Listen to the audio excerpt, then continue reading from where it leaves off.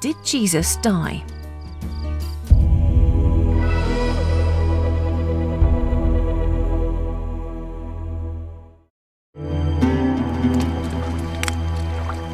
If the faithful knew that Jesus was in fact still alive, surely they would have shared that knowledge, and surely they must have hoped that at some time in the future it would have been safe for Jesus to return, and evidence for that hope should be somewhere in the original text. It is. The disciples were expecting Jesus to return. They were expecting what has become known as the second coming. But this was not necessarily going to be a miraculous return. Jesus definitely went away. Whatever view of resurrection you take, resuscitation or divine miracle, in the traditional sense of belief in resurrection, he goes away. He says, I'm going away. The disciples say, can we come? He says, no. And he says, I'm going to come again. Now what's interesting about that is normally, if someone says they're going away, and they're going to come back, and you're sort of looking at your watch or your calendar wondering, okay, he said he went away, he's going to come back. You would take it in that everyday sense. The concept of a heavenly second coming with Jesus returning on the Day of Judgment was only created after it became clear that he had not returned in that everyday sense. That key Christian idea of the second coming, that Jesus having come once and died and risen from the dead will come again, is very much a distinctive Christian idea. Christianity borrows most of its ideas from Judaism, but this is one that it thought up on its own.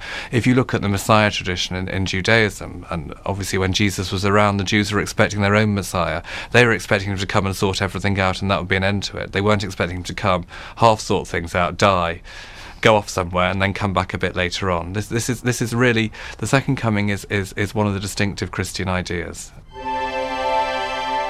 But does the concept of a heavenly second coming ignore the very matter-of-fact nature of some of the references to it in the Bible?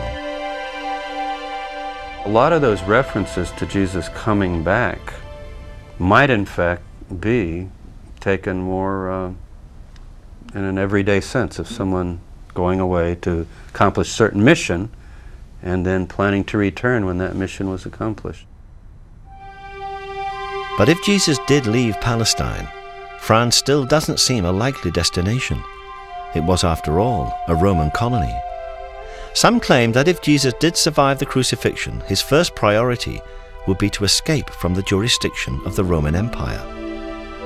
You just look at a map.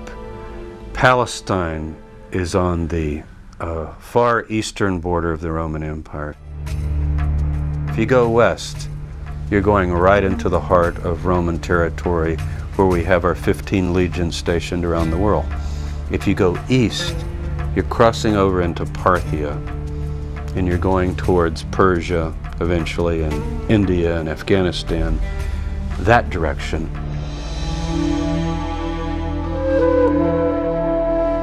And if Jesus thought he was the Jewish Messiah, there was another reason why he might have traveled east.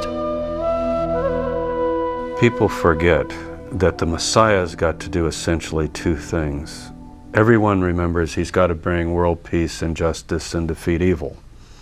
That's all the way through the prophets. When the Messiah comes, he's the Prince of Peace. But the other huge task is he's got to gather all the scattered tribes of Israel back to the land of Israel. Now, this takes a bit of explaining, but it's not too complicated. The people we know today as the Jews are only one tribe, the tribe of Judah.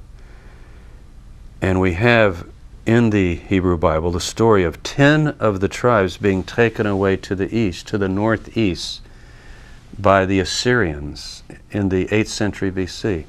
They become known in history as the lost tribes because nobody knows exactly what happened to them. We do, though, we can speculate that if Jesus thought of himself as the Messiah, he might have had in mind, I've got to go and present myself to these dispersed brothers and sisters off wherever they might be. The journey east from Israel in the 1st century was surprisingly easy, by land or by sea on the Silk Route, or the Spice Route.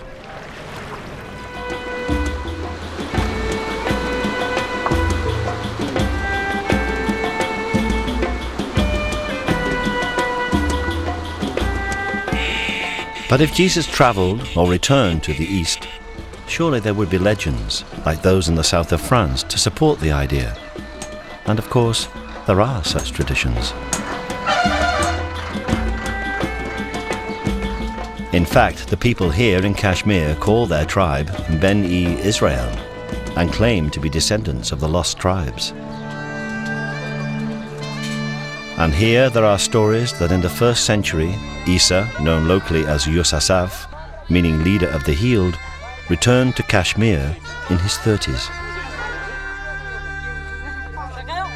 Yusasaf's ministry here can easily be seen as a continuation of the Jesus ministry.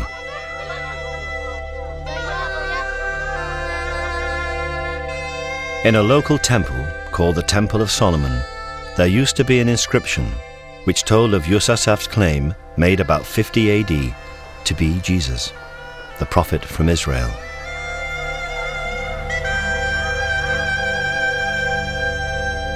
तमाम कश्मीर की तारीखों में यही लिखा है कि ये बाहर से आया है, ये प्रॉफिट था, ये पैगंबर था और इस्राइल से आया, नस्वैन से अंदर बॉर्डर में आया है और फिर यही तबलीग कर रहा है। वही जीसस है, वही मसीह भी है, क्योंकि यूज़ असद के माने हैं जो कोड़ी के मर्ज़ में हूँ उनको शिफा देने वाला, उनका इलाज करने वाला, जो शिफा याब हुए उसको यूज़ असद के दूसरे माने हैं कि यूज़ असद के दूसरे माने हैं जमा करने वाला। Yusasaf continued to teach and to preach in Kashmir until he died around the year 80 AD. He was buried in Srinagar.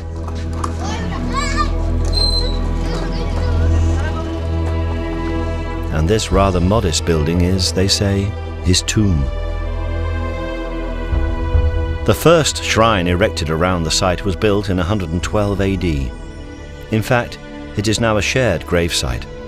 In the 15th century, the Islamic holy man Syed Nazir ud Din was also buried here.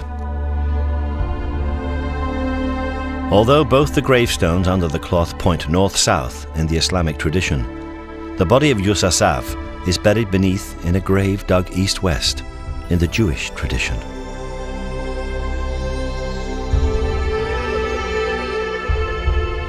But this is a sacred site, and short of exhumation, there is no way of discovering whether the body buried here is that of a man who once survived crucifixion. However, next to the sarcophagus are the carved footprints of Yusasaf, and they do have marks or scars on them. अच्छी उम्र में ये फोत हो गया है और उसके पाँव के निशानात का पत्थर पर उन्होंने कुंदा कर रखे हैं, जैसे कि थे वैसे ही रखे हैं निशान के तौर पर। उनमें ज़ख्मों के निशानात बिल्कुल साफ नज़र आते हैं, जो सलीब पर चढ़ाने की वजह से उनके पाँव में ज़ख्म आए थे। The position of the scars, just behind the toes, do not match each other, but they would align if a single nail was driven through both feet with the left foot placed on top of the right.